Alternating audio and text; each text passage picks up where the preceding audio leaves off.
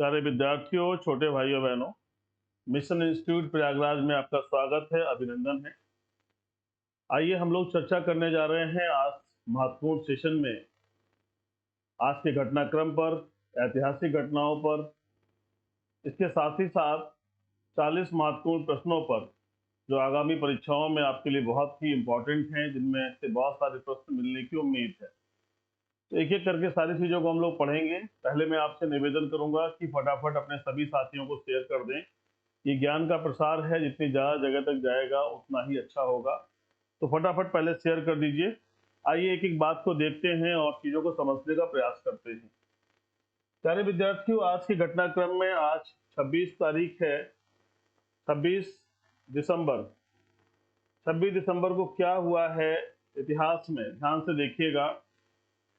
1904 में दिल्ली से मुंबई के बीच देश की पहली cross country motor car rally का उद्घाटन हुआ। देखिए किस समय की बात है, 1904 की बात है। दिल्ली से मुंबई के बीच देश की पहली cross country motor car rally का उद्घाटन हुआ था। दूसरी महत्वपूर्ण बात पर आ जाइए।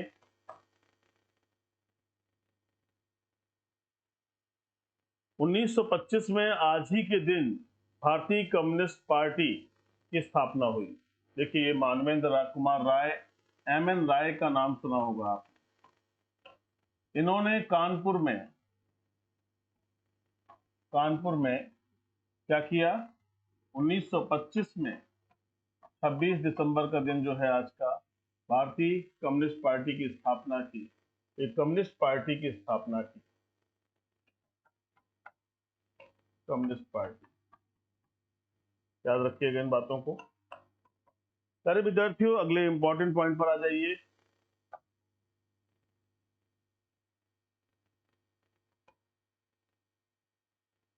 ऐतिहासिक घटना में 1899 में स्वतंत्रता सेनानी अमर शहीद ऊधम सिंह का जन्म हुआ। ये देखिए ऊधम सिंह जी का फोटो आपके सामने है। ये जलियांवाला जो बाग कांड हुआ था, जलियांवाला बाग हत्याकांड,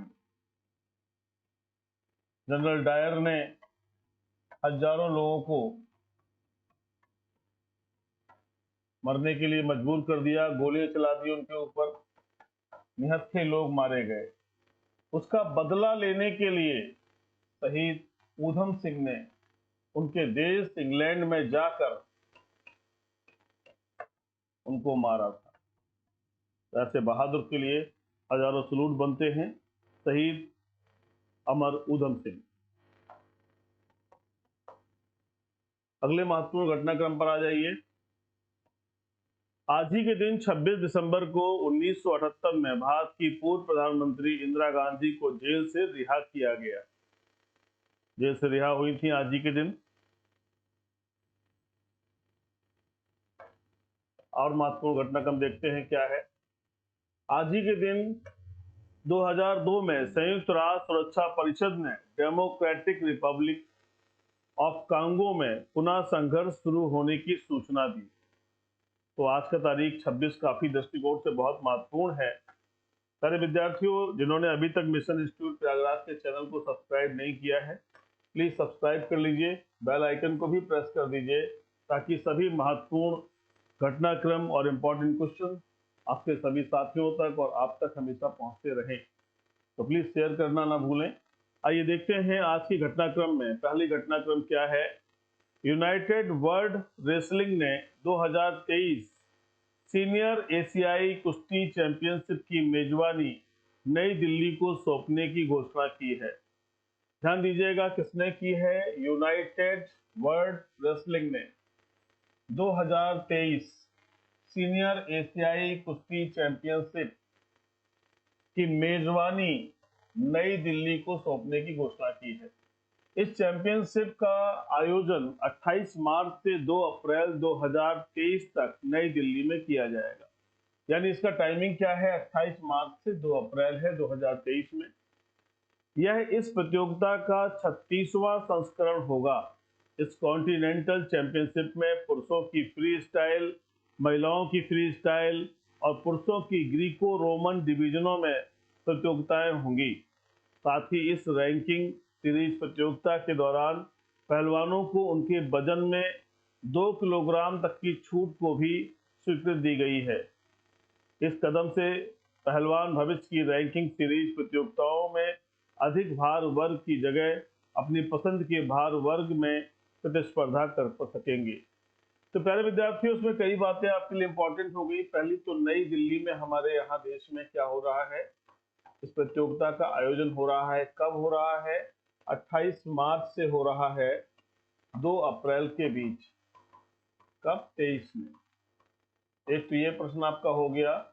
दूसरा क्या है, कौन सा संस्करण है? 36वां संस्करण है, ये ध्यान रखिएगा।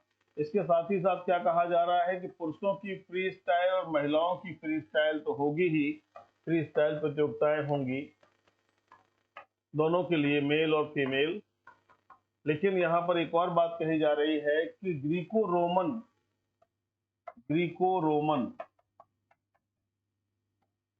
प्रतियोगिताएं भी आयोजित होंगी।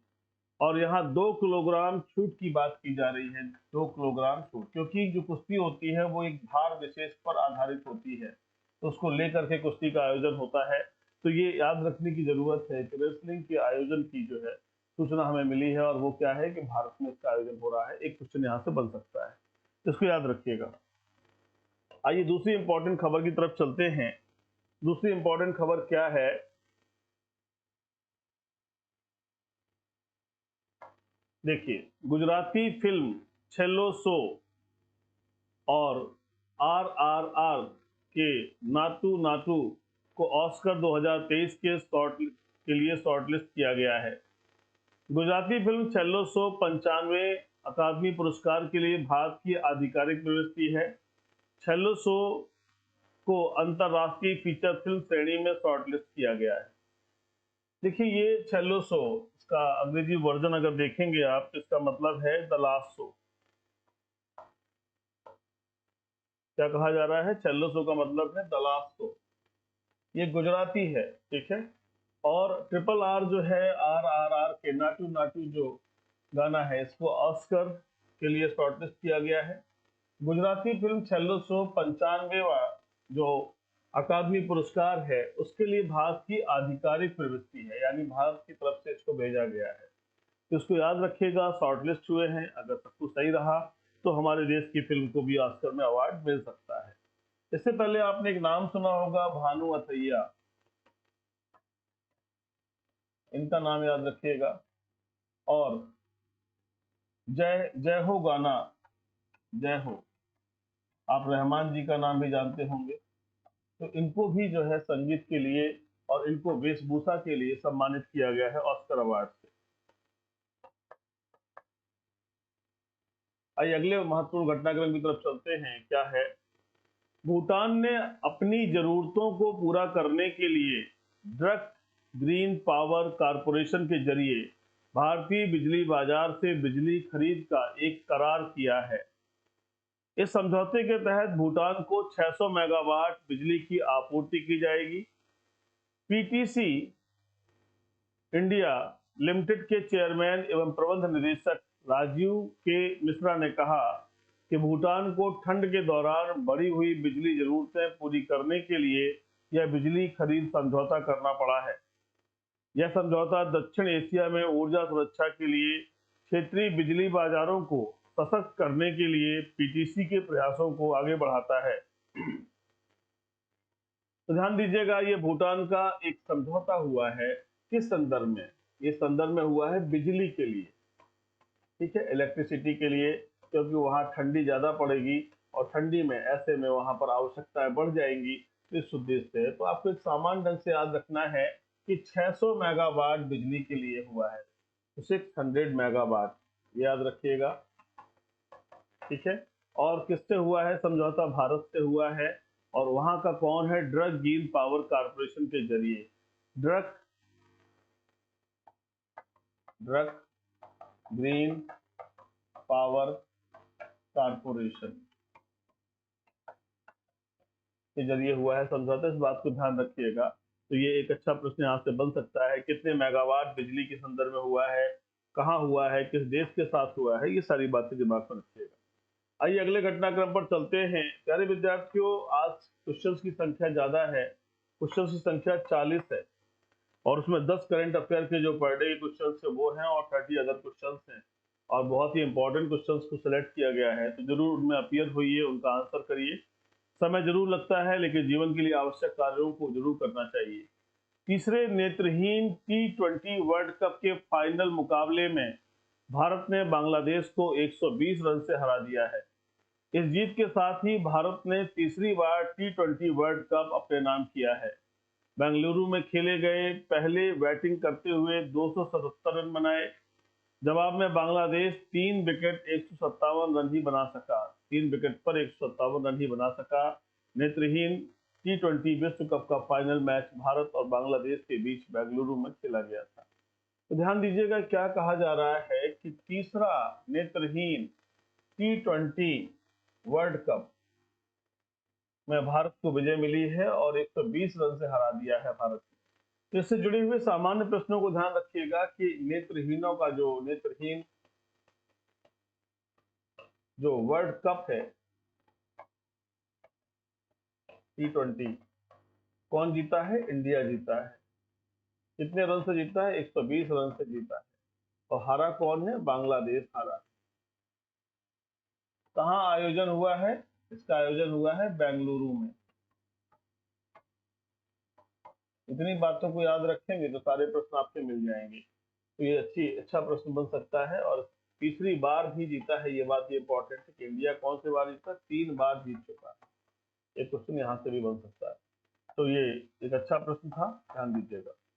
सारे विद्यार्थियों, ऐसे बहुत सारे प्रश्न जो है आपके सामने आते हैं और उनको आप देखते रहेंगे तो निश्चित रूप से एक बहुत बड़ा क्वेश्चन बैंक और बहुत बड़ी जानकारी आपके मन मस्तिष्क में अंकित हो जाएगी। नेशनल माइनर राष्ट्रीय खनिज विकास निगम ने चेन्नई में प्रतिष्ठित IEI उद्योग उत्कृष्टता पुरस्कार 2022 को जीता। NMDC की ओर से NRK प्रसाद CGM ने डॉक्टर के पोनमुदी उच्च शिक्षा मंत्री तमिलनाडु सरकार से पुरस्कार प्राप्त किया। देश में लौह अयस्क के सबसे बड़े उत्पादक NMDC को उसके उत्कृष्ट प्रदर्शन पर उच्च स्तर की व्यवसायिक उत्कृष्टता के लिए 37वीं भारतीय इंजीनियरिंग कांग्रेस में सम्मानित किया गया। तो ये एक अवार्ड है, इस पर कल भी चर्चा आपसे हुई थी। इस संस्था को ये अवार्ड प्राप्त हुआ है, तो ध्यान रखिएगा।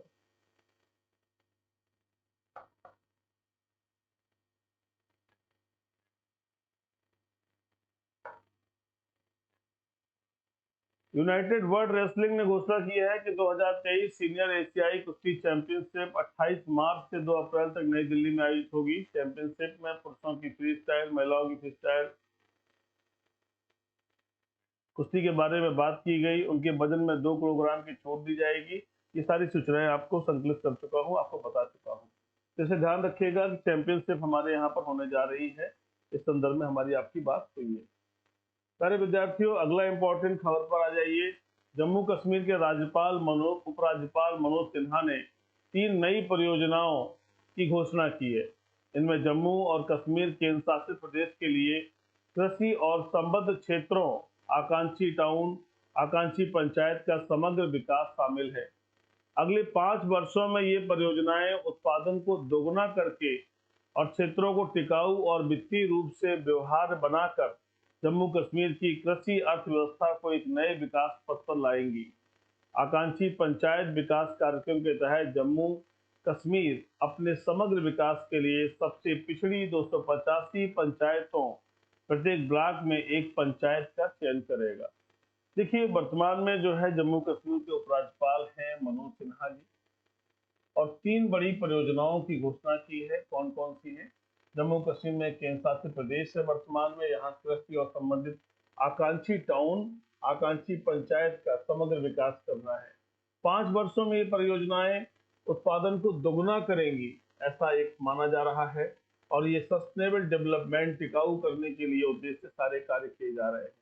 तो ये आप एक दिमाग में बस ये रख लें कि जम्मू कश्मीर में JNK में जो उपराज्यपाल हैं मनोज सिन्हा जी ने दुगना करने के उद्देश्य से 3 परियोजनाओं को लागू किया है और जिनका उद्देश्य है गांव लेवल से लेकर के ऊपर तक विकास, ऐसे विकास करने की दिशा में कार्य होगा। ये सोच करके सारी चीजें हैं। इसमें कृषि है, और कृषि को कैसे और टिकाऊ बना सकते हैं, इस संदर्भ में बातें हमारे सामने आई। तो प्यारे विद्यार्थियों, अगली घटनाक्रम में हम लोग आ जाएं और अगला घटनाक्रम क्या कहता है, ध्यान से देखिएगा। यूरोपीय संघ ने बोस्निया और हर्जेगोविना को संघ के उम्मीदवार देश का दर्जा दिया है। संघ के नेताओं ने बोस्निया को औपचारिक उम्मीदवार बनाने पर सहमति दी है। कोसोवो ने भी सदस्य उम्मीदवार बनने के लिए औपचारिक आवेदन किया है। जून 2022 में यूक्रेन और मोल्दोवा के बाद बोस्निया तीसरा देश है जिसे 27 राष्ट्रों के यूरोपीय संघ की सदस्यता के लिए उम्मीदवार का दर्जा दिया गया है। तो देखिए, ये ईयू की सदस्यता की बात हो रही है। ईयू माने यूरोपियन यूनियन। यूरोपियन यूनियन एक बहुत ही सशक्त संगठन है और क्या कहा जा रहा है, बोस्निया और हर्जेगोविना को उम्मीदवार देश का दर्जा दिया गया है। तो कौन कौन देश की बात आ रही है? ये बात आ रही है कि बोस्निया और हर्जेगोविना, ध्यान दीजिएगा, हर्जेगोविना। ये कहा जा रहा है कि जून 2022 में यूक्रेन और मोल्दोवा के बाद बोस्निया तीसरा देश है जिसे 27 राष्ट्रों की यूरोपीय संघ की सदस्यता के लिए उम्मीदवार का दर्जा दिया गया है। तो ये क्या है, क्या कहा जा रहा है कि 27 राष्ट्र हो गए हैं। इन 27 राष्ट्र में कौन शामिल हो गया हमारे? इसमें कहा जा रहा है कि यूरोपीय संघ की सदस्यता के लिए यूक्रेन और मोल्दोवा के बाद बोस्निया, या ध्यान रखिएगा, बोस्निया के शामिल होने की बात है। तो 2-3 क्वेश्चन आपके सामने है। इन दोनों देशों ने इसके लिए उम्मीदवार होने का दर्जा दिया गया और इनको दोनों को औपचारिक उम्मीदवार बनाने में सहमति दे दी है। तो ये बातें याद रखना है। तो क्वेश्चन कहां से बन सकता है कि 27 राष्ट्र, 27, ईयू में कितने देश हो गए? 27 देश हो गए। यहाँ ईयू की अपनी, आप देखते हो कि यहाँ पर जो है यूरो चल रहा है और यहाँ की एक अपनी पूरी अर्थव्यवस्था है, अपनी स्पेस एजेंसी है, अपना विकास का एक मॉडल है, इस पर ही काम कर रहे हैं। तो इस घटनाक्रम को देखिएगा, क्या क्या क्वेश्चन यहाँ से बन सकते हैं, तो दिमाग में रखिएगा।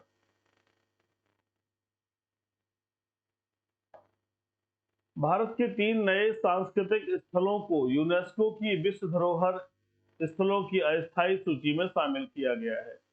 तो अभी नई जो सूची आई है उसमें 3 स्थलों को शामिल किया गया है। उनको समय के साथ में आपसे प्रस्तुत कराऊंगा और कौन से स्थल हैं उनके बारे में आपको जानकारी मिलेगी।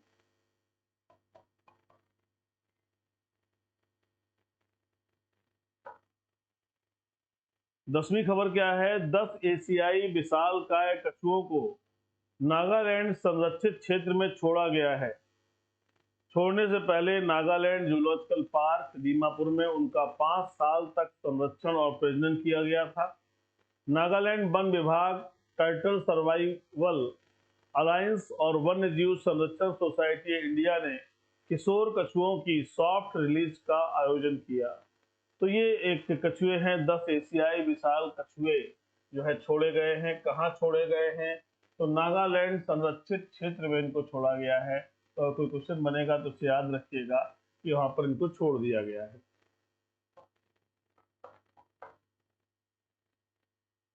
अब आज की क्वेश्चंस की श्रृंखला प्रारंभ हो रही है। फटाफट आपको ध्यान रखना है, इनका जवाब देना है, इन प्रश्नों के उत्तर देने हैं। आपके सामने क्वेश्चन है कि 13वीं विश्व व्यापार संगठन मंत्री स्तरीय बैठक 2024 की मेजबानी कौन करेगा? देखिएगा, 13वीं क्या कहा जा रहा है? 13वीं विश्व व्यापार संगठन मंत्री स्तरीय बैठक 2024 की मेजबानी कौन करेगा? Option A India, option B UAE, option C America, option D Japan.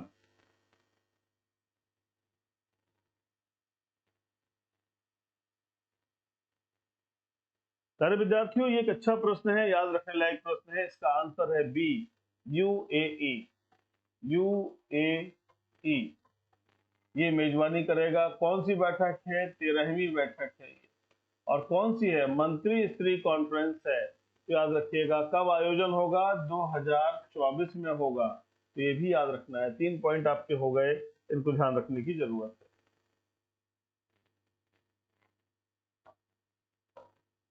संयुक्त अरब अमीरात फरवरी 2022 में 13वीं विश्व व्यापार संगठन मंत्री स्तरीय बैठक की मेजबानी करेगा।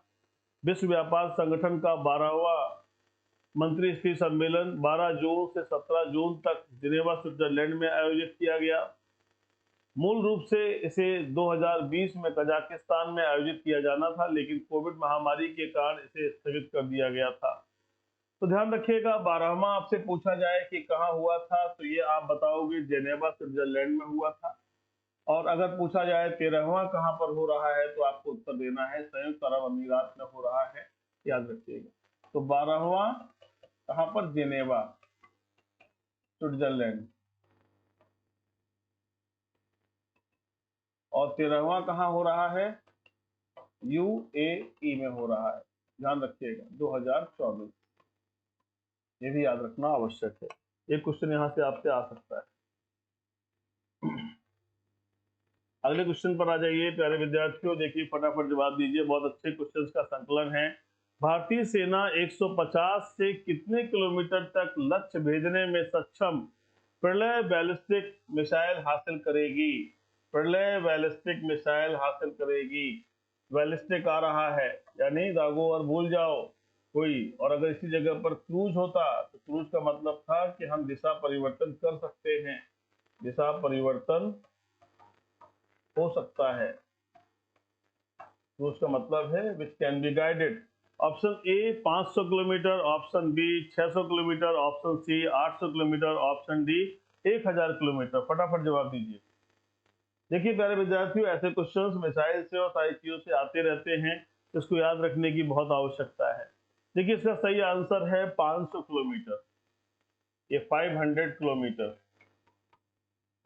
150 से 500 किलोमीटर, इसको याद रखिएगा। अच्छा प्रश्न है, गलत नहीं होना चाहिए। सारे विद्यार्थियों, इस तरह के प्रश्न परीक्षाओं में, चाहे वो नाग को लेकर के हो, चाहे पृथ्वी हो, चाहे ब्रह्मोस हो, अक्सर परीक्षाओं में आते हैं, ध्यान रखिएगा। भारतीय सेना 150 से 500 किलोमीटर तक लक्ष्य भेजने में सक्षम प्रलय बैलिस्टिक मिसाइल हासिल करेगी। चीन के साथ जारी तनातनी के बीच भारतीय सशस्त्र बलों ने प्रलय मिसाइल हासिल करने का प्रस्ताव पेश किया है। प्रलय एक प्रस्ताव एक उन्नत चरण में है और एक उच्च स्तरीय बैठक में इसे मंजूरी मिलने की संभावना है। देखिए भारतीय सेना इस मिसाइल को क्यों चाहती है, क्योंकि हमने ये देखा है कि हमारे आए दिन चीन के साथ में वाद विवाद हो रहे हैं, चाहे अभी तवांग का मामला हो, चाहे इससे पहले गलवान घाटी का मामला हो।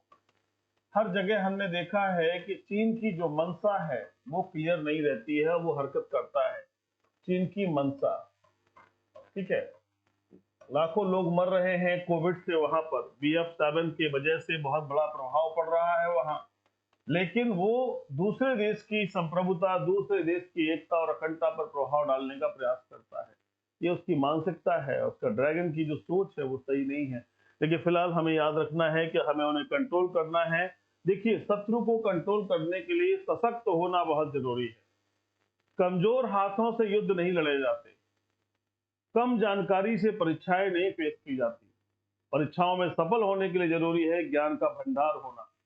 इसी प्रकार से देश की सुरक्षा के लिए जरूरी है कि अत्याधुनिक हथियारों का होना।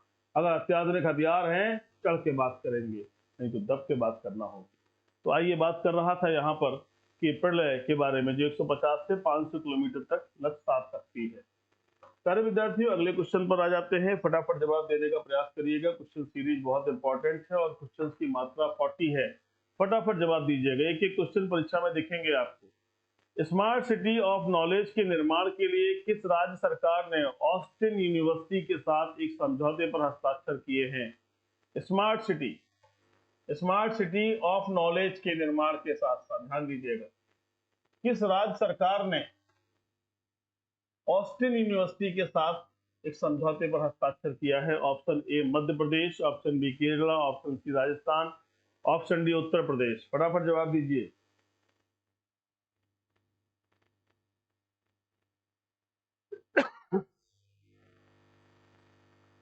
सारे विद्यार्थियों, इसका सही आंसर है डी उत्तर प्रदेश।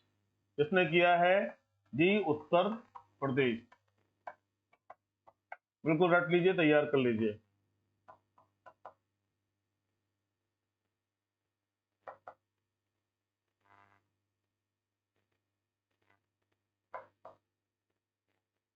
आइए स्मार्ट सिटी ऑफ नॉलेज के निर्माण के लिए यूपी सरकार ने ऑस्टिन यूनिवर्सिटी के साथ एक समझौते पर हस्ताक्षर किए। स्मार्ट सिटी ऑफ नॉलेज 42 अरब अमेरिकी डॉलर की लागत से 5000 एकड़ पर बनाया जाएगा। स्मार्ट सिटी ऑफ नॉलेज में दुनिया के सर्वश्रेष्ठ विश्वविद्यालय शामिल होंगे। नॉलेज सिटी परियोजना भारत में उच्च शिक्षा की तस्वीर बदल देगी। तो आपके लिए इंपॉर्टेंट क्या हो गया कि स्मार्ट सिटी ऑफ नॉलेज के निर्माण के लिए यूपी सरकार ने ऑस्टिन यूनिवर्सिटी के साथ में समझौते पर हस्ताक्षर किए हैं। स्मार्ट सिटी ऑफ नॉलेज 42 अरब अमेरिकी डॉलर की लागत से 5000 एकड़ पर बनाया जाएगा, ध्यान दीजिएगा। और दुनिया की टॉप यूनिवर्सिटीज वहां पर होंगी, उनका नॉलेज का जो स्तर है वो वहां पर होगा और इससे भारत की उच्च शिक्षा की तस्वीर बदल जाएगी, हायर एजुकेशन की तस्वीरें बदल जाएंगी। तो इम्पोर्टेंट है, आप इसे याद रखिएगा कि यूपी सरकार ने ये कदम उठाया। कितने का है? 42 अरब डॉलर। और कितनी जमीन लगने जा रही है? 5000 एकड़। ये पॉइंट्स याद रखिएगा, बहुत अच्छे क्वेश्चन बन सकते हैं। ये क्वेश्चंस आपको हर जगह दिखाई पड़ेंगे, चाहे वो सिविल सर्विसेज हो, चाहे वनडे एग्जामिनेशन हो, और चाहे एसएससी जीडी ही क्यों ना हो। सारे विद्यार्थियों फटाफट आ जाइए। हाल ही में किस संस्था ने कोयला 2022 विश्लेषण और 2025 तक का पूर्वानुमान शीर्षक से रिपोर्ट जारी की है? ये एक प्रश्न है, बहुत अच्छा प्रश्न है, ध्यान से देखिएगा। हाल ही में किस संस्था ने कोयला 2022 विश्लेषण और 2025 तक का पूर्वानुमान शीर्षक से रिपोर्ट जारी की है? Option A World Bank, option B International Energy Agency, option C FAO, option D UNEP. फटाफट जवाब दीजिए, बहुत अच्छा प्रश्न है आपके पास। सारे विद्यार्थियों, इसका सही आंसर देखिए क्या है।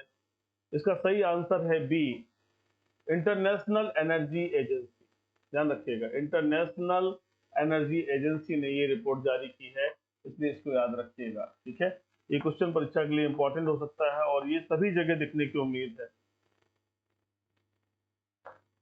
इस शोध में कहा गया है कि वैश्विक कोयले की खपत 2022 में सर्वकालिक उच्च स्तर पर पहुंचने की उम्मीद है, जो ज्यादातर भारत, यूरोपियन यूनियन और कुछ हद तक चीन में कोयला बिजली के विस्तार से प्रेरित है।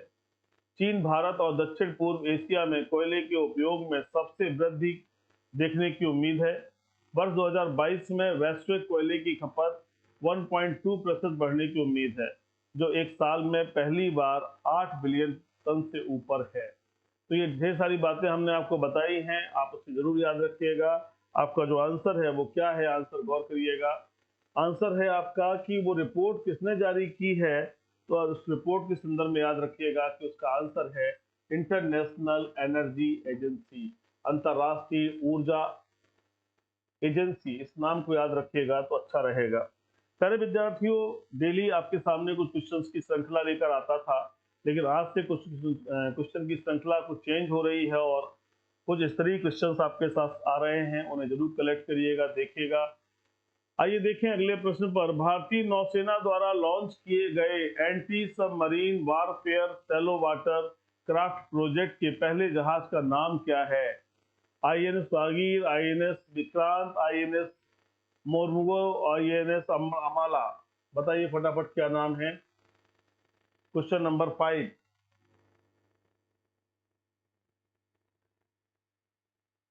देखिए क्या कहा जा रहा है, भारतीय नौसेना द्वारा लॉन्च किए गए anti submarine warfare shallow water craft project के पहले जहाज का नाम क्या है?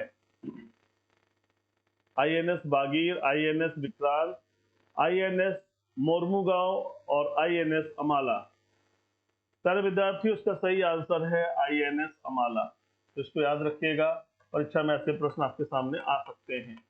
एक कलेक्शन है जो आप तक पहुंचाने का प्रयास हो रहा है, ताकि किसी भी प्रश्न में आप सही उत्तर दे सकें और उसके हिसाब से सही आंसर निकाला जा सके। सारे विद्यार्थियों, इसका सही आंसर देखिए क्या है। Anti submarine warfare shallow water craft project का पहला जहाज आईएनएस अनाला भारतीय नौसेना के लिए कट्टुपल्ली, चेन्नई में लॉन्च किया गया। इस जहाज के लिए 29 अप्रैल 2019 को रक्षा मंत्रालय और गार्डन रीच से बिल्डर्स और इंजीनियर्स कोलकाता के बीच 8 ASWC जहाजों के निर्माण के लिए समझौता हुआ है। तो आप इसका नाम याद रखिएगा कि anti submarine warfare shallow water craft project का पहला जहाज कौन सा है? ऐसा नाम आपके सामने आता है तो उसका आंसर क्या हो जाएगा? INS अर्नाला। ये याद रखिएगा, ये आपको ध्यान रखना है। ठीक है प्यारे विद्यार्थियों, बहुत सारे प्रश्न आपको रक्षा से, बहुत सारे प्रश्न आपको विज्ञान से और सब जगह से मिलने जा रहे हैं, तो निश्चित रूप से कहीं ना कहीं आपको उनको ध्यान रखना है। परीक्षाओं में हर तरफ ध्यान रखने की आवश्यकता इसलिए पड़ती है क्योंकि परीक्षा का स्तर दिनों दिन कठिन होता जा रहा है। राष्ट्रीय मूल्यांकन और प्रत्यायन परिषद द्वारा ए ग्रेड प्राप्त करने वाला भारत का एकमात्र विश्वविद्यालय कौन सा है? क्या कहा जा रहा है कि ए ग्रेड प्राप्त करने वाला भारत का एकमात्र विश्वविद्यालय कौन सा है जिसे राष्ट्रीय मूल्यांकन और प्रत्यायन परिषद द्वारा ए ग्रेड दिया गया है? University of Delhi, option B Guru Nanak Dev university, option C Chandigarh university, option D Maharshi Dev university. फटाफट बताइए क्या है आंसर।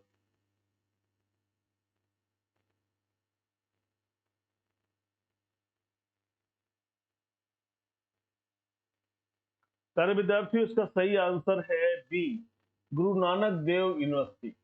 ध्यान रखिएगा, ये कौन सी ग्रेड यूनिवर्सिटी की बात हो रही है? ए ग्रेड यूनिवर्सिटी, एकमात्र। अच्छा प्रश्न है, परीक्षाओं में आपसे पूछा जा सकता है, इसे याद करिएगा। राष्ट्रीय मूल्यांकन और प्रत्यायन परिषद द्वारा ए ग्रेड प्राप्त करने वाला भारत का एकमात्र विश्वविद्यालय गुरु नानक देव विश्वविद्यालय है। गुरु नानक देव विश्वविद्यालय अमृतसर में है। राष्ट्रीय मूल्यांकन और प्रत्यायन परिषद ग्रेडिंग में 3.85 अंक के साथ ए ग्रेड प्राप्त किया है और ए ग्रेड प्राप्त करने वाला भारत का पहला विश्वविद्यालय बन गया है। तो ये न केवल पहला बन गया है बल्कि एकमात्र है। ध्यान दीजिएगा, पहला और एकमात्र दोनों बातें अलग होती हैं। तो पहला तो यानी जब ग्रेडिंग सिस्टम से आया तो पहला, और एकमात्र का मतलब इसके अलावा और किसी को इतना नहीं मिला है। तो ध्यान रखिएगा दोनों बातों को। अच्छा प्रश्न है, परीक्षाओं में पूछा जा सकता है। अगले क्वेश्चन पर आ जाइए फटाफट। क्या क्वेश्चन है, ध्यान दें। पहली बार श्योरिटी बॉन्ड इंश्योरेंस किस क्षेत्र के लिए शुरू किया गया है? Surety bond insurance has been introduced for the first time for which sector? Option A education, option B health, option C women, option D infrastructure sector. फटाफट देख के बताएं। श्योरिटी बॉन्ड, इसकी चर्चा मैं आपसे कल कर चुका हूं, फिर से एक बार आपके सामने चीजें आई है, ध्यान दीजिएगा। सारे विद्यार्थियों, इसका सही आंसर है इंफ्रास्ट्रक्चर सेक्टर के लिए। जो आधारभूत संरचना के विकास की बात होती है उसी के लिए पहली बार श्योरिटी बॉन्ड इंश्योरेंस की बात आई है। और इसमें कहा गया है कि सब कुछ जो है समय से बॉन्ड के अंदर ही होगा, एक पर्टिकुलर टाइम के अंदर ही होगा। देखिए, हाल ही में केंद्रीय सड़क परिवहन और राज्य मंत्री ने भारत का पहला श्योरिटी बॉन्ड इंश्योरेंस लॉन्च किया। Surety bond insurance infrastructure sector में लिक्विडिटी को बढ़ावा देने के लिए लॉन्च किया गया है। यह बैंक गारंटी में फंसे ठेकेदारों की कार्यशील पूंजी को खत्म करके इंफ्रास्ट्रक्चर सेक्टर में फ्लो को बढ़ाने में मदद करेगा। यानी जो चीजें बहुत लॉन्ग टाइम तक चलती रहती थी, टारगेट कुछ है और होता कुछ था, तो इसके माध्यम से क्या होगा, उसमें गति आएगी। इस उद्देश्य से ऐसे श्योरिटी बॉन्ड को लॉन्च किया गया है। तो इसे ध्यान रखिएगा, परीक्षा के लिए इंपॉर्टेंट हो सकता है। अगले प्रश्न पर आ जाइए फटाफट। क्वेश्चन की सीरीज 40 क्वेश्चन की है और हर क्वेश्चन अपने आप में बहुत दमदार है। जूल्स रिमेट ट्रॉफी किस खेल से संबंधित है? Jules Rimet trophy is related to which game? Option A polo, option B football, option C golf, option D billiard. फटाफट जवाब दीजिए, बहुत अच्छा प्रश्न है, शायद आपने सुन रखा हो कभी। सारे विद्यार्थियों, ये इसका आंसर होगा बी फुटबॉल। ये क्या है? जूल्स रिमेट ट्रॉफी किससे संबंधित है? फुटबॉल से संबंधित है। ध्यान रखिएगा, फुटबॉल। परीक्षाओं में ऐसे क्वेश्चन आपको मिलने की संभावना है। अभी एसएससी जीडी का एग्जाम आपके पास दिख रहा है और ढेर सारी और एग्जाम्स भी आ रहे हैं। ये सभी प्रश्न का एक सीरीज बना के रखिएगा ताकि आपको परीक्षा के समय मदद हो सके। हाल ही में अर्जेंटीना की टीम ने कतर के दोहा में फीफा विश्व कप जीता।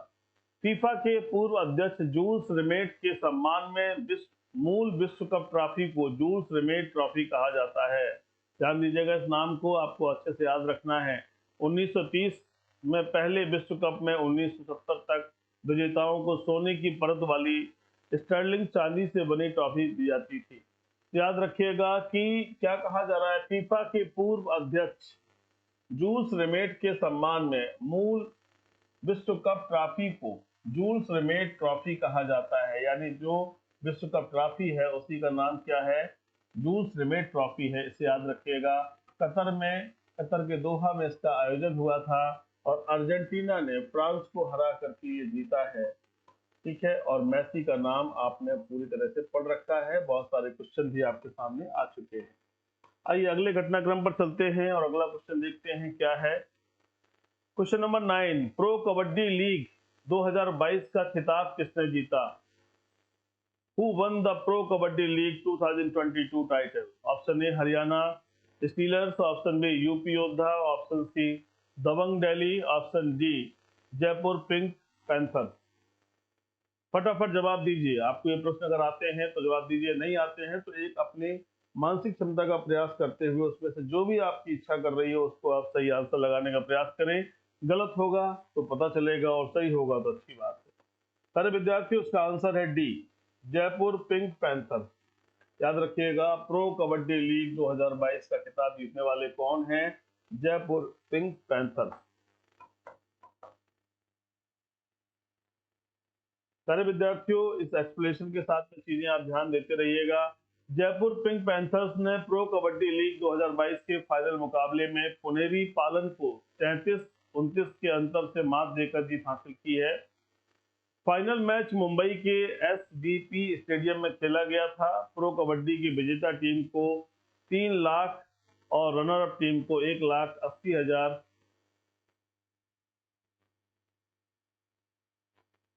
1,80,000 की धनराशि प्रदान की गई है। ये थोड़ा ज्यादा जीरो बढ़ गया है, तो जीरो को खत्म कर देंगे। ज्यादा जीरो बढ़ गया है, 2 जीरो बहुत ज्यादा बढ़ गए, उसको ध्यान रखिएगा। अगले प्रश्न पर आ जाइए। अगला प्रश्न क्या कहता है, किस देश ने शांति सैनिकों के खिलाफ अपराधों के लिए जवाबदेही को बढ़ावा देने के लिए ग्रुप ऑफ फ्रेंड्स लॉन्च किया? बहुत अच्छा प्रश्न है, ध्यान दीजिएगा। किस देश ने शांति सैनिकों के खिलाफ अपराधों के लिए जवाबदेही को बढ़ावा देने के लिए ग्रुप ऑफ फ्रेंड्स लॉन्च किया? शांति सैनिकों के खिलाफ जवाबदेही को बढ़ावा देने के लिए। Option A India, option B Bangladesh, option C Sri Lanka, option D China. फटाफट जवाब दीजिए, बहुत अच्छा प्रश्न है। ऐसे प्रश्न आपके सामने आ रहे हैं जो परीक्षाओं के लिए बहुत इंपॉर्टेंट है। प्यारे विद्यार्थियों, इसका सही आंसर है ए इंडिया। यानी भारत ने कहा है, इसको लॉन्च किया है ग्रुप ऑफ फ्रेंड्स, इसको याद रखिएगा।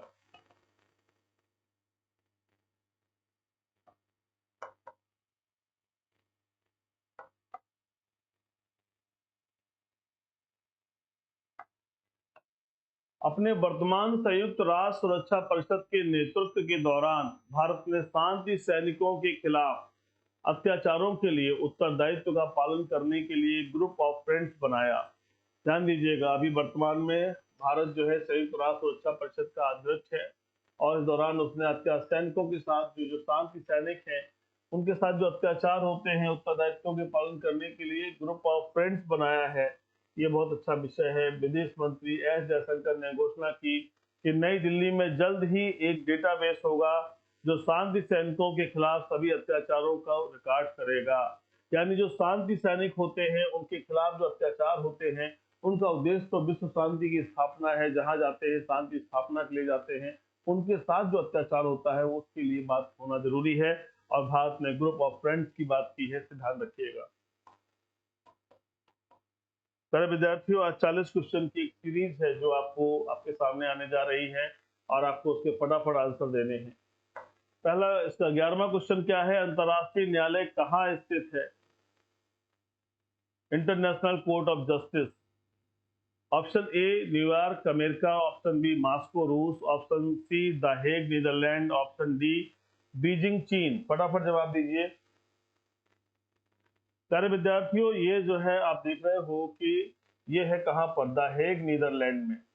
द हेग नीदरलैंड में है और international court of justice ICJ बोलते हैं इसमें 15 न्यायाधीश होते हैं, 15 जजेस होते हैं, जिनका कार्यकाल 9 ईयर्स का होता है।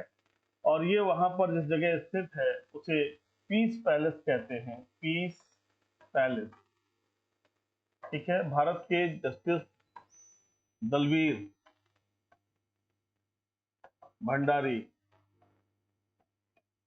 भंडारी वहां पर वर्तमान में न्यायाधीश हैं। तो इस क्वेश्चन को याद रखिएगा, अच्छा प्रश्न है, परीक्षाओं में पूछा जा सकता है, बहुत आता भी रहा है, हमेशा ही कहीं न कहीं आपको दिखाई पड़ता रहेगा। 12वें क्वेश्चन पर आ जाइए। उज्जैन किस नदी के किनारे बसा है? Option A Ganga, option B Godavari, option C Mahanadi, option D Kshipra या सिप्रा।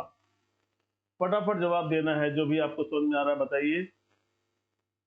प्यारे विद्यार्थी, इसका सही आंसर है डी, क्षिप्रा नदी के किनारे बसा है उज्जैन। उज्जैन को महाकाल की नगरी बोलते हैं, महाकाल की नगरी। और यहाँ पर भी कुंभ का आयोजन होता है, कुंभ का आयोजन होता है कहाँ कहाँ पर? प्रयागराज में, हरिद्वार में, उज्जैन में और नासिक में। यहाँ पर प्रयागराज में कहाँ है? गंगा और यमुना के संगम पर होता है, गंगा और यमुना का संगम। ठीक है। यहाँ हरिद्वार में भागीरथी नदी बहती है, यहाँ उज्जैन में शिप्रा नदी या शिप्रा नदी बहती है, और यहाँ पर गोदावरी नदी बहती है, याद रखिएगा। तो गोदावरी, क्षिप्रा, भागीरथी, गंगा यमुना के संगम पर कुंभ का आयोजन होता है, और इसका आंसर क्या हो गया आपका? डी, क्षिप्रा नदी।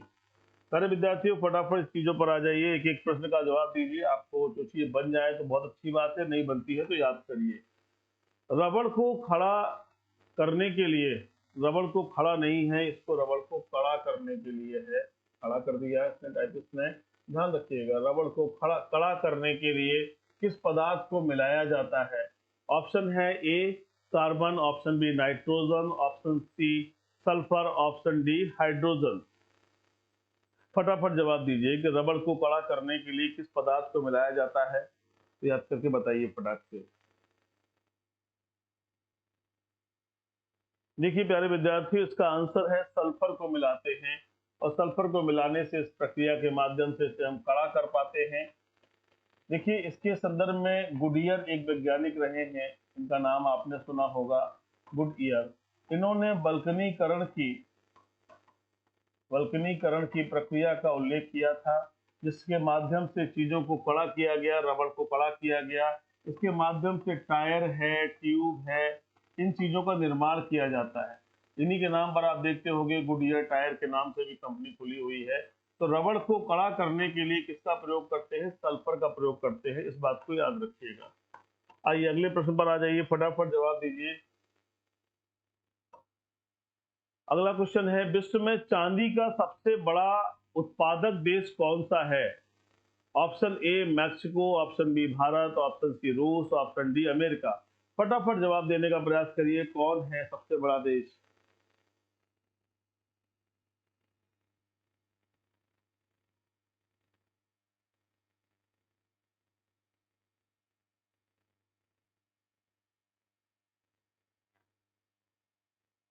देखिए इसका सही आंसर है मैक्सिको।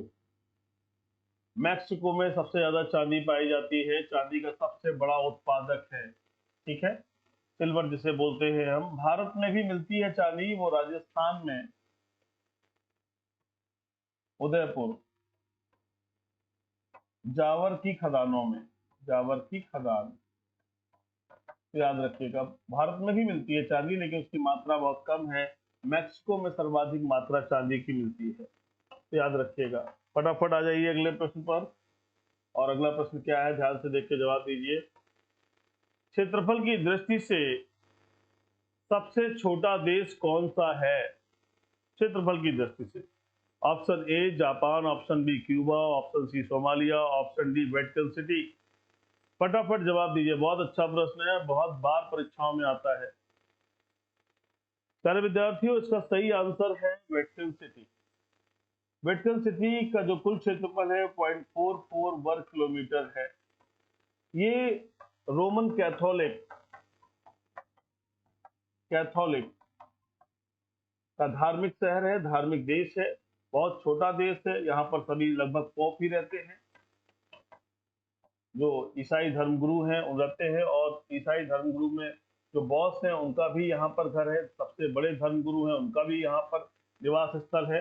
तो वेटिकन सिटी एक बहुत छोटा सा देश है, इसे ध्यान रखिएगा। 0.44 वर्ग किलोमीटर क्षेत्र में आता है। अगले क्वेश्चन पर आ जाइए फटाफट। बहुत अच्छा प्रश्न आपके सामने आ गया, बहुत बार रिपीट हुआ है। आनुवांशिक रोग वर्णांधता, कलर ब्लाइंडनेस की बात होती है। मैं रोगी किस रंग का पहचान नहीं कर पाता? ऑप्शन ए लाल और काला, ऑप्शन बी हरा और पीला, ऑप्शन सी बैंगनी और सफेद, ऑप्शन डी लाल और हरा। फटाफट बताइए आप, कलर ब्लाइंडनेस के लिए क्या कहा जाता है, कौन से रंगों के बीच में अंतर नहीं कर पाता, उसके बारे में आपको बताना है। प्यारे विद्यार्थियों, इसमें जो सही आंसर है वो आपका है लाल और हरा। जो कलर ब्लाइंडनेस होती है उसमें रेड और ग्रीन के बीच में अंतर नहीं कर पाता। इसीलिए आप देखते होंगे कि आर्मी में, पुलिस में, रेलवे में इनका ध्यान रखा जाता है कि इन लोगों को जो है परमानेंटली अनफिट माना जाता है, इन्हें जॉब नहीं मिल पाती। इसका रीजन ये होता है कि मान लीजिए सपोज करिए कि सिग्नल है, अब सिग्नल हरा या लाल होगा, आपको दिख ही नहीं रहा है, तो फिर क्या करेंगे आप? कहीं ना कहीं हजारों लोगों की जिंदगी आपके हाथ में है, इसलिए आपको ये सारी चीजें सही होनी चाहिए। ऐसी देश की सुरक्षा है, कौन सा सिग्नल कहाँ बना है, कहाँ जाना है, कहाँ नहीं जाना है, वो भी नहीं मालूम चल रहा है, तो इसलिए इन बातों को ध्यान रखा जाता है। तो लाल और हरा एक कलर ब्लाइंडनेस के लिए पॉइंट है, इनको ध्यान रखिएगा। क्वेश्चन नंबर 17 पर आ जाइए।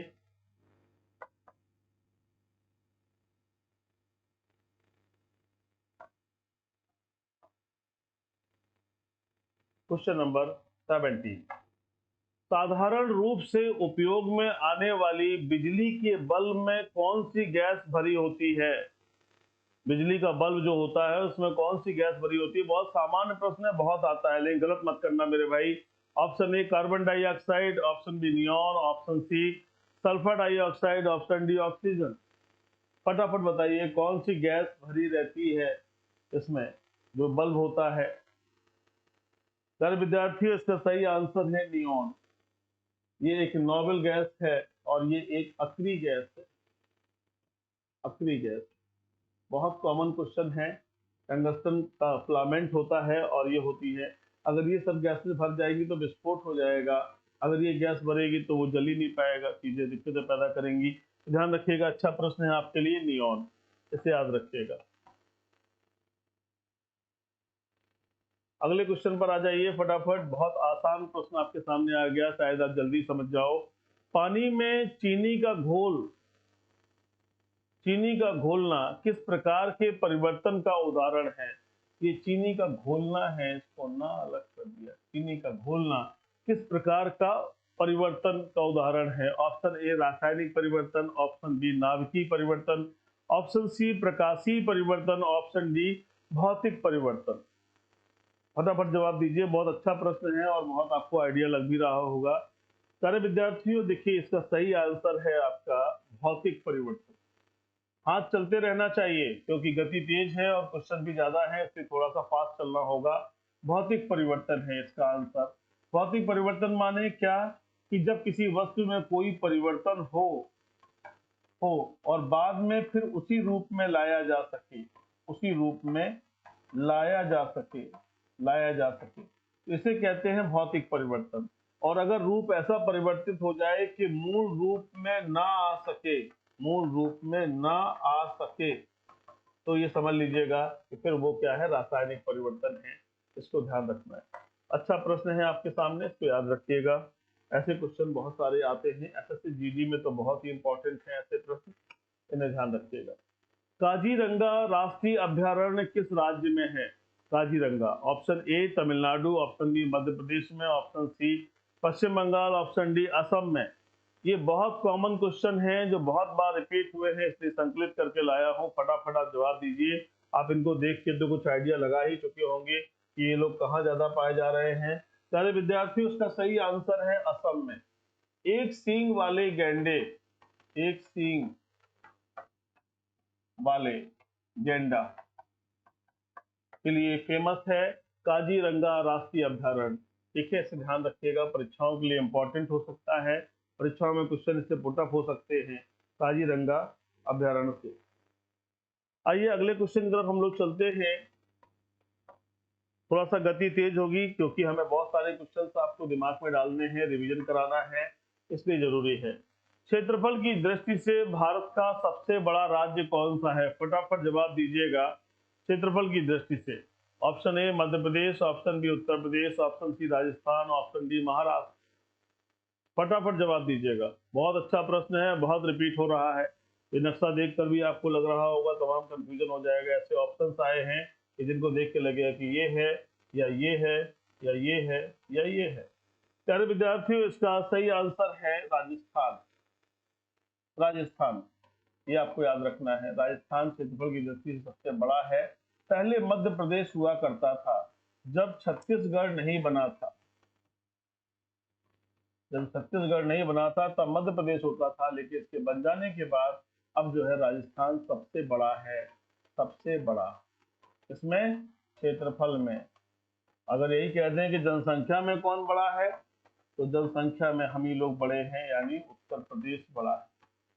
ठीक है, ध्यान रखिएगा।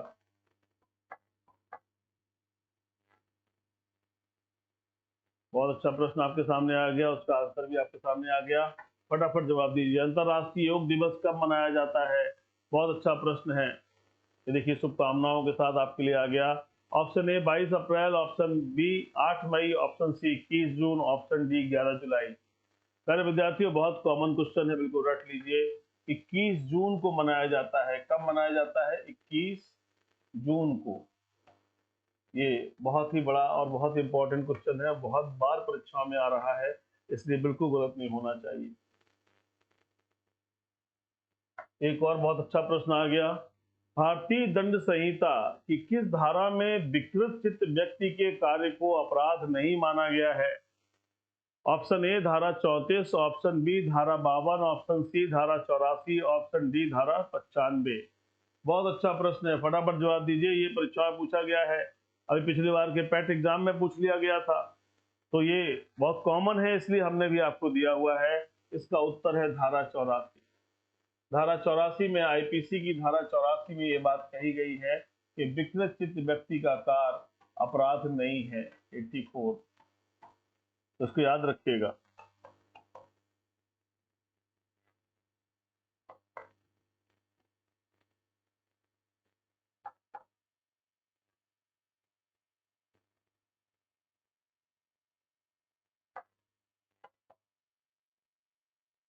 आइए अगले क्वेश्चन पर चलते हैं। बहुत अच्छा प्रश्न आपके सामने आ गया, फटाफट जवाब दीजिएगा। संसद के अंतर्गत आते हैं ऑप्शन ए राष्ट्रपति और लोकसभा, ऑप्शन बी राष्ट्रपति, लोकसभा तथा विधानसभा, ऑप्शन सी राज्यपाल, लोकसभा और राज्यसभा, ऑप्शन डी राष्ट्रपति, लोकसभा और राज्यसभा। फटाफट जवाब दीजिए, बहुत कंफ्यूजन करता है, फटाफट से जवाब दीजिए इसका। सारे विद्यार्थियों, बहुत अच्छा प्रश्न है, मोस्ट ऑफ द टाइम आपके पास आता रहता है। सारे विद्यार्थियों, इसका सही आंसर क्या है? राष्ट्रपति, लोकसभा और राज्यसभा। देखिए, रिवीजन चल रहा है, इसलिए बहुत इनसे व्याख्या करने की आवश्यकता नहीं है। कब संसद की व्याख्या है, सभी चीजों पर हम लोग चर्चा करें। 40 क्वेश्चन का टारगेट है, मन मस्तिष्क में अंकित करिए। आने वाले दिनों में सब प्रश्न आपके रिपीट होने जा रहे हैं, परीक्षाओं में आपको सीधे सीधे मिलने जा रहे हैं।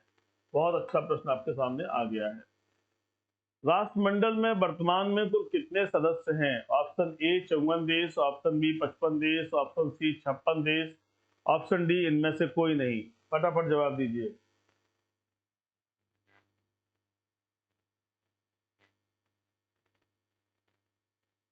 फटाफट जवाब दीजिए। 24, क्वेश्चन नंबर 24, क्या आंसर है? फटाफट जवाब दीजिए। 54, 55, 56, इनमें से कोई नहीं। एक फटाक से, बहुत अच्छा प्रश्न है, बहुत मिलने की उम्मीद है।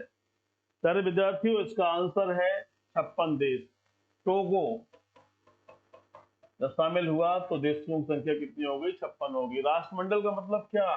जो कभी अंग्रेजों के अधीन रहे हैं, अंग्रेजों के कभी गुलाम रहे हैं, कभी गुलाम, ऐसे देशों के समूह को कहते हैं राष्ट्रमंडल। तो 56वां देश कौन बन गया है? टोगो बन गया है। वर्तमान में 56 देश हैं, पहले 54 होते थे। गैबियाना और टोगो के मिलने के बाद अब जो है संख्या 56 हो गई है, इसको याद रखिएगा। अगले क्वेश्चन पर हम लोग आते हैं। ये सीरीज बहुत इंपॉर्टेंट है प्यारे विद्यार्थियों, जरूर ध्यान से पढ़िएगा, क्योंकि आप एक लापरवाही करिएगा तो नुकसान हो सकता है, इसलिए हमें कोई इसमें गलती नहीं करनी है। क्वेश्चन नंबर 25, 29 जुलाई को वैश्विक बाघ दिवस, बाघ, ये बाघ है, वैश्विक बाघ दिवस कब पूछा जा रहा है कि वैश्विक बाघ दिवस, बाघ, ठीक है, तो लिख दे रहा हूं अलग से, बाघ दिवस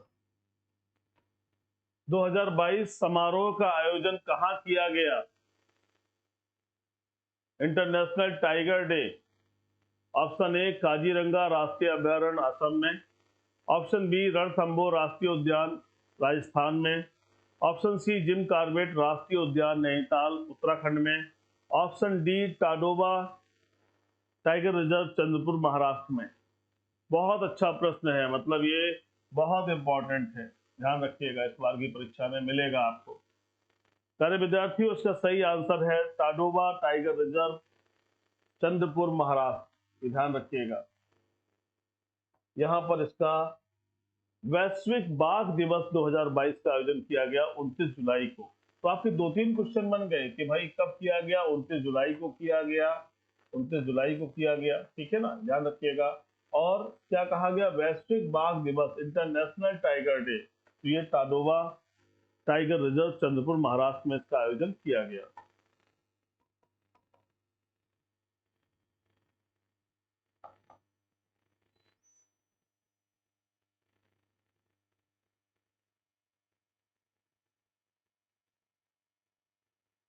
अगला इंपॉर्टेंट क्वेश्चन आपके पास आने वाला है, फटाक से ध्यान दीजिएगा।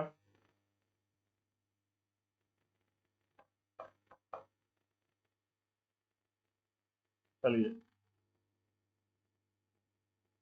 The struggle for police reforms in India के लेखक कौन है? बहुत अच्छा प्रश्न है, ध्यान दीजिएगा इसको। क्या कहा जा रहा है, the struggle for police reform in India के लेखक कौन है? Option A Sulkhan Singh, option B Prakash Singh, option C Kiran Bedi, option D OP Singh. सभी आईपीएस ऑफिसर्स हैं, बहुत बड़े उच्च पदों तक रहे हैं। और देखिए, इनकी किताब का आपको सामने फ्रंट पेज भी आ गया है, इसको बिल्कुल दिमाग में बैठा लीजिए। ये है प्रकाश सिंह, ये डीजीपी रहे हैं और इन्होंने जो है ये पुलिस रिफॉर्म के फील्ड में बहुत काम किया है। सुप्रीम कोर्ट में भी इन्होंने पीआईएल फाइल किया था इस संदर्भ में, और इन्हीं के कारण जो है फ्रेंडली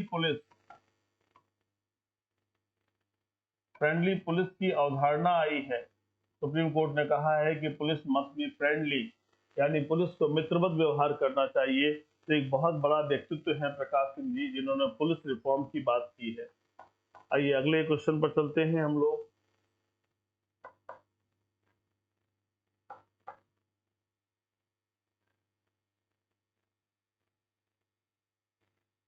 आइए, लगता नहीं है दिल मेरा उजड़े दयार में, किसकी बनी है आल में ना पायदार में, नामक गजल किसने लिखी? बहुत अच्छा प्रश्न है, ध्यान दीजिएगा। ऑप्शन ए औरंगजेब ने, ऑप्शन बी लॉर्ड कर्जन ने, ऑप्शन सी अकबर ने, ऑप्शन डी बहादुर शाह जफर ने। लगता नहीं है दिल मेरा उजड़े दयार में, किसकी बनी है आल में ना पायदार में। तो ये इसका आंसर है बहादुर शाह जफर द्वितीय। ये जफर नाम से कविताएं लिखते थे, बहादुर शाह द्वितीय हैं ये, और इनकी मृत्यु जो है रंगून में हुई थी, ध्यान रखिएगा। रंगून कहां पर? म्यांमार, आज का म्यांमार तत्कालीन बर्मा, यहाँ पर इनकी मृत्यु हुई थी। द्वितीय जो हमारा पहला स्वतंत्रता संग्राम था उसके नायक थे।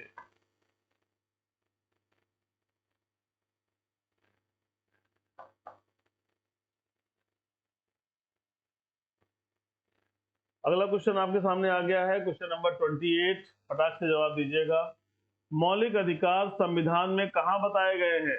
अनुच्छेद, ऑप्शन ए अनुच्छेद 5 से 11, ऑप्शन बी अनुच्छेद 10 से 32, ऑप्शन सी अनुच्छेद 12 से 35, ऑप्शन डी अनुच्छेद 36 से 51। फटाफट जवाब दे दीजिए, बहुत आसान क्वेश्चन है और ये तो आपको बनना चाहिए। देखिए इसका आंसर है अनुच्छेद 12 से 35। ये सब बिल्कुल आपको दिमाग में रटे रहना है। इनका स्थान फिक्स है, भाग 3 है। आर्टिकल कहाँ से कहाँ है? 12 से 35, ध्यान रखिएगा।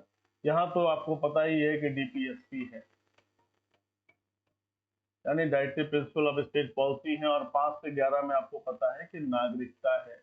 तो ये तो सभी चीजें आपको रटी होनी चाहिए, ये बहुत कॉमन है, इनके स्थान फिक्स है, इसलिए कोई गलती हमें नहीं करनी है। आइए अगले क्वेश्चन पर आ जाइए फटाफट। नियंत्रक एवं महालेखा परीक्षक सीएजी की नियुक्ति कौन करता है? ऑप्शन ए प्रधानमंत्री, ऑप्शन बी मुख्य न्यायमूर्ति, ऑप्शन सी राष्ट्रपति, ऑप्शन डी महान्यायवादी। फटाफट जवाब दीजिए, बहुत अच्छा प्रश्न है। नियंत्रक एवं महालेखा परीक्षक, आप इनके बारे में जानते हो कि इनकी नियुक्ति आर्टिकल 148 में बताई गई है ना? आर्टिकल 148 में बताई गई। हालांकि इसके संदर्भ प्रावधान 148 से 151 के बीच में है। ये देश के मुख्य लेखा अधिकारी होते हैं, ये भी आपको पता है, इससे क्वेश्चन बने हैं, लेखा अधिकारी होते हैं। तो फटाफट बताइए कौन नियुक्ति में होता है? तो इसका आंसर है प्यारे विद्यार्थियों, राष्ट्रपति के द्वारा इनकी नियुक्ति की जाती है। तो बहुत अच्छा प्रश्न है, इसको ध्यान रखिएगा, बहुत परीक्षाओं में आता है, कॉमन क्वेश्चन है, एसएससी जीडी के लिए तो बहुत इंपॉर्टेंट है, ध्यान रखिएगा। 30वें नंबर क्वेश्चन कौन सा है? डिस्कवरी ऑफ इंडिया पुस्तक किसने लिखी? डिस्कवरी ऑफ इंडिया, भारत की खोज। Option A Vallabh Bhai Patel, option B Jawaharlal Nehru, option C Raj Gopalachari, option D Mahatma Gandhi. आप पुस्तक को देख भी रहे होंगे, कवर देख रहे होंगे, तो आपको समझ में आ रहा होगा। इसका आंसर है जवाहरलाल नेहरू। ये जेएल नेहरू जी के द्वारा लिखी गई पुस्तक है, याद रखिएगा, परीक्षा के लिए इंपॉर्टेंट है।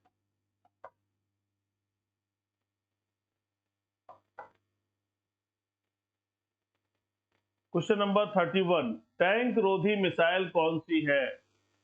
बहुत अच्छा प्रश्न है, बहुत बार आता है। टैंक रोधी, anti tank missile, anti tank missile, बताइए फटाफट कौन सी है? ब्रह्मोस मिसाइल, आकाश मिसाइल, नाग मिसाइल, पृथ्वी मिसाइल। सारे विद्यार्थियों, उसका सही आंसर है नाग मिसाइल। नाग, ये नाग मिसाइल जो है ये 9 किलोमीटर तक का रेंज होता है नॉर्मली इसका, और ये दागो और भूल जाओ के सिद्धांत पर है। दागो और भूल जाओ के सिद्धांत पर कार्य करती है। ये जो मिसाइल है दागो और भूल जाओ के सिद्धांत पर काम करती है। टैंक रोधी मिसाइल है, टैंक वगैरह को नष्ट करने का कार्य करती है, बहुत इंपॉर्टेंट है। बाकी ये मिसाइल आपने पढ़ी रखी है, ये तो क्रूज मिसाइल है, इसके बारे में तो हमने आपको बताया है, क्रूज मिसाइल है ना। पृथ्वी मिसाइल है हमारी IGM-DP, इसको भी हमें पढ़ना चाहिए। 1983 शुरू हुआ, integrated guided missile defence programme है, इसके अंतर्गत मिसाइलें बनाई गई हैं, उनको भी ध्यान रखना होगा। परीक्षा में क्वेश्चन आते हैं मिसाइल से एक, तो गलत नहीं होना चाहिए। फटाक से आ जाइए दूसरे प्रश्न पर। संविधान की प्रस्तावना में अब तक कितनी बार संशोधन किया जा चुका है? प्रस्तावना की बात हो रही है, कितनी बार संशोधन हो चुका है? बहुत अच्छा प्रश्न है। ऑप्शन ए 1 बार, ऑप्शन बी 2 बार, ऑप्शन सी 3 बार, ऑप्शन डी एक भी बार नहीं। फटाफट जवाब दीजिए।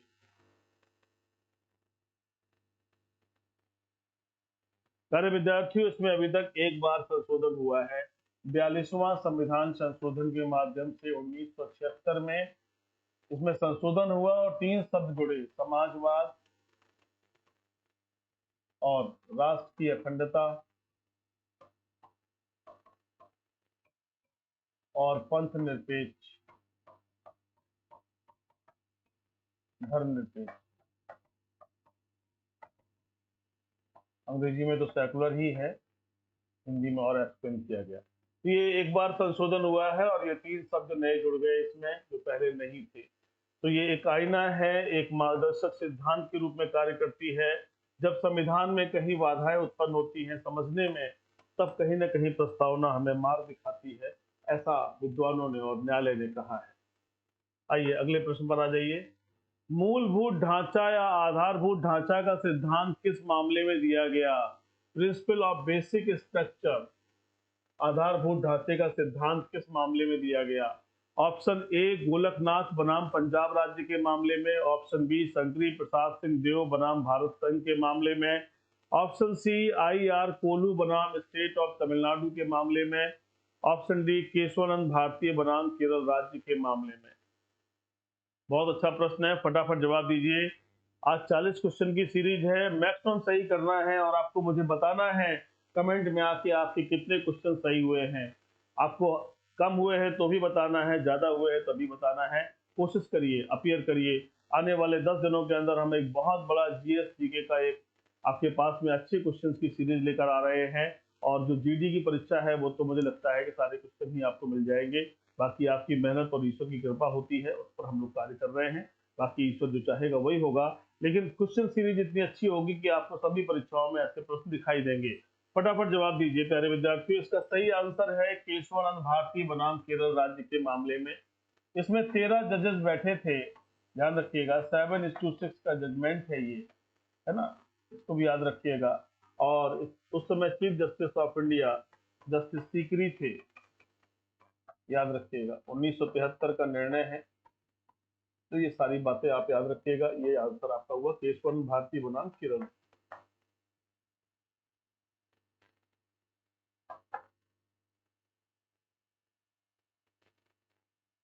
बहुत अच्छा इंपॉर्टेंट क्वेश्चन आ गया। रेत समाधि टॉम ऑफ सैंड किसके द्वारा लिखा गया? बहुत अच्छा प्रश्न है।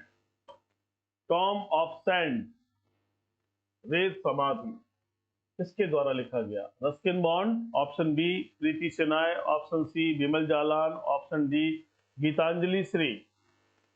फटाफट बताइए, आपके सामने आ भी गया है तो आपको दिख भी रहा होगा, इसलिए चीजों को आप जान जाइए। ये है गीतांजलि श्री, इनके द्वारा इस किताब को लिखा गया है और इन्हें बुकर पुरस्कार से भी सम्मानित किया गया है। बुकर पुरस्कार, बुकर पुरस्कार एक अंग्रेजी साहित्य का बहुत अच्छा पुरस्कार माना जाता है, इंग्लिश लिटरेचर का। ये इंग्लिश लिटरेचर का सम्मान है। बुकर पुरस्कार से गीतांजलि श्री को सम्मानित किया गया है। पुस्तक का नाम है टॉम ऑफ सैंड, यानी रेत समाधि। क्वेश्चन नंबर 35 पर आ जाइए। भारत में हरित क्रांति का जनक किसे माना जाता है? Option A Verghese Kurien, option B M S Swaminathan, option C Amrita Patel, option D Norman E Borlaug. बहुत अच्छा प्रश्न है, फटाफट जवाब दीजिए मेरे विद्यार्थियों। इसका आंसर है M S Swaminathan. M S Swaminathan ji को माना जाता है हरित क्रांति का जनक। ये तो मिल्क मैन है एक तरह से, इनको हमें कहना चाहिए मिल्क मैन। और इन्होंने ही एनडीडीबी की स्थापना की। तो एनडीडीबी हमारे आनंद गुजरात में है ना। और ये एम एस स्वामीनाथन को हरित क्रांति का जनक माना जाता है। अमृता पटेल भी जो है डेयरी से जुड़ी हुई है और ये एनडीडीबी की अध्यक्ष भी रही हैं। नॉर्मन ई बोरलॉग ये कृषि वैज्ञानिक हैं, कृषि वैज्ञानिक हैं। इनके नाम पर जो है नॉर्मन ई बोरलॉग पुरस्कार भी दिया जाता है। तो ये सभी लोग जो है कृषि से कहीं ना कहीं जुड़े हैं, डेयरी से जुड़े हुए हैं, मिल्क से जुड़े हुए हैं। इन बातों को ध्यान रखिएगा। बहुत अच्छा प्रश्न आपके सामने फिर आ गया है, फटाफट जवाब दीजिएगा। देसी नस्ल की गायों के अंतर्गत आती हैं, यानी देसी नस्ल की गाय के अंतर्गत कौन से आते हैं? ऑप्शन ए साहिवाल गाय, ऑप्शन बी सिंधी गाय, ऑप्शन सी गिर गाय, ऑप्शन डी उपरोक्त सभी। बहुत अच्छा प्रश्न है। देसी नस्ल की गाय की बहुत चर्चा हो रही है, A2 मिल्क की बात हो रही है और मिल्क की क्वालिटी की बात हो रही है। हम दुनिया में नंबर 1 है मिल्क के संदर्भ में। We are number 1 on the production of milk. इस संदर्भ में ऑपरेशन फ्लड भी चलाया गया था, आपको ये भी याद होगा। ऑपरेशन फ्लड चलाया गया था। ऑपरेशन फ्लड का बहुत बड़ा प्रभाव पड़ा और हम दुनिया में नंबर 1 दुग्ध उत्पादक बन गए। प्यारे विद्यार्थियों, साहिवाल गाय है, चित्र में भी आपको दिख रही है, सिंधी गाय, गिर गाय, ये सभी है। इसका आंसर हो गया डी। लेकिन इसके अलावा थार पारकर है और काकरेज है, इनको भी याद रखिएगा। एक गाय होती है हॉलिस्टीन फ्रीजियन, हॉलिस्टीन फ्रीजियन, इसे मिल्किंग मशीन कहा जाता है, मशीन। दुग्ध उत्पादन बहुत ज्यादा होता है, लेकिन ये भारतीय नस्ल की गाय नहीं है, ये विदेशी नस्ल की गाय है। ये सभी गाय जो है आपकी क्या है, देसी नस्ल की गाय है। इस संदर्भ में क्वेश्चन आता है तो ध्यान रखिएगा। प्यारे विद्यार्थियों, अगले प्रश्न की तरफ हम लोग बढ़ रहे हैं और अगला प्रश्न हमारा क्या है, अनुच्छेद 352 संबंधित है। ऑप्शन ए संविधान संशोधन से, ऑप्शन बी राष्ट्रीय आपात से, ऑप्शन सी राजभाषा से, ऑप्शन डी वित्त आयोग से। फटाफट जवाब दीजिए। बहुत अच्छा प्रश्न है, बहुत कॉमन प्रश्न है और एसएससी जीडी में आने की पूरी संभावना है। प्यारे विद्यार्थियों, इसका सही आंसर है अनुच्छेद, अगर इसकी बात करें तो ये तो 368 में आता है, आर्टिकल 368 है। इसका आंसर होगा राष्ट्रीय आपात से। अनुच्छेद 352 का संबंध किससे है, राष्ट्रीय आपात से है, आर्टिकल 352। राजभाषा आर्टिकल 343 में आती है और वित्त आयोग आपका आर्टिकल 280 में आता है।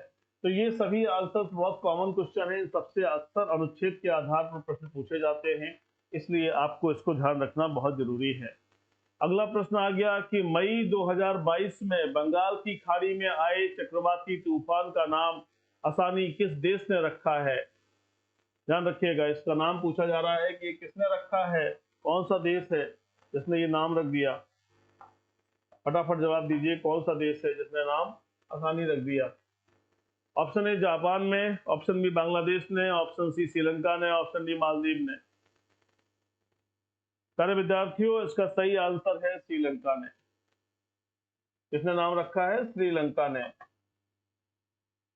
हालांकि ये बहुत विषम परिस्थितियों से गुजरा हुआ देश है, इसको याद रखिएगा, इससे क्वेश्चन आपके बनेंगे।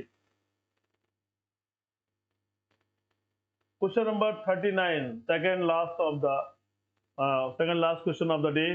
भारत में पहली बार मेट्रो रेल सेवा किस नगर में आरंभ की गई। पहली बार metro rail, option A Kanpur में, ऑप्शन बी दिल्ली में, ऑप्शन सी कोलकाता में, ऑप्शन डी मुंबई में। फटाफट जवाब दीजिए प्यारे विद्यार्थी, बहुत अच्छा प्रश्न है, बहुत बार आया है।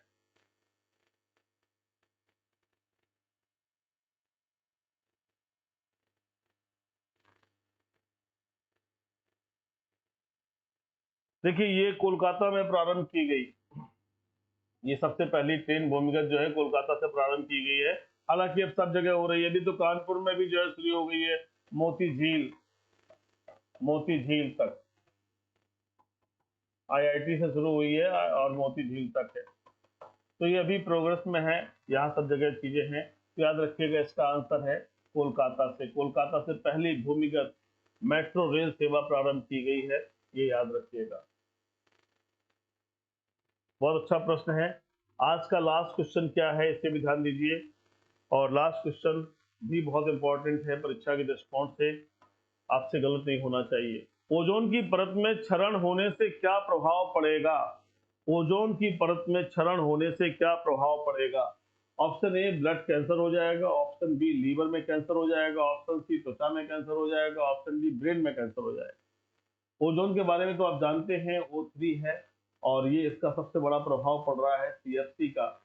CFC में खासतौर से Cl2 यानी क्लोरीन, जो क्लोरीन है इसका बड़ा प्रभाव पड़ रहा है। क्लोरीन की वजह से ऊपर जाता है और कहते हैं कि ओजोन के 200 अणुओं को तोड़ देता है, अणुओं को तोड़ देता है और एक चैन रिएक्शन की तरह कार्य करता है, चैन रिएक्शन। तो इसलिए कौन सा इसका असर पड़ रहा है, आप बताइए फटाफट। इसका सही आंसर है त्वचा में कैंसर हो जाएगा। सारे विद्यार्थी, ये सभी प्रश्न आपको इस श्रृंखला लेकर आया था, कैसा लगा आपको आप जरूर मुझे बताइएगा, क्योंकि आपके बताने से मुझे ये पता चलेगा कि जो मैं कार्य कर रहा हूँ वो कितना आपके लिए लाभप्रद है। सारे विद्यार्थियों, मिशन इंस्टीट्यूट बराबर प्रयास में है कैसे करके हम अपने विद्यार्थियों के जीवन में सफलता लेकर आए, कैसे हम उनके जीवन को सफल और सुगम बना सके, इस दिशा में बराबर प्रयास कर रहे हैं। मेहनत करिए, हम आपके साथ खड़े हुए हैं, हर संभव प्रयास करेंगे। योग अध्यापकों की टीम बराबर लगी है, संस्था के साथ कोई समझौता नहीं है, विद्यार्थी के भविष्य के साथ कोई समझौता नहीं है। तो इस जीवन में हमें सफल होने के लिए जो कुछ भी करना पड़ेगा हम सब कुछ वो करेंगे। तो यहाँ पर हम लोगों ने एक सीरीज को देखा है, मुझे कमेंट करके बताइए क्वेश्चन कैसे थे और कितने लाभप्रद हैं। अपना बहुत ख्याल रखिए, अध्ययनरत रहिए, सकारात्मक रहिए। ईश्वर आपको सद्बुद्धि प्रदान करे कि सत्य के मार्ग पर चलते हुए सफल हों। जय हिंद।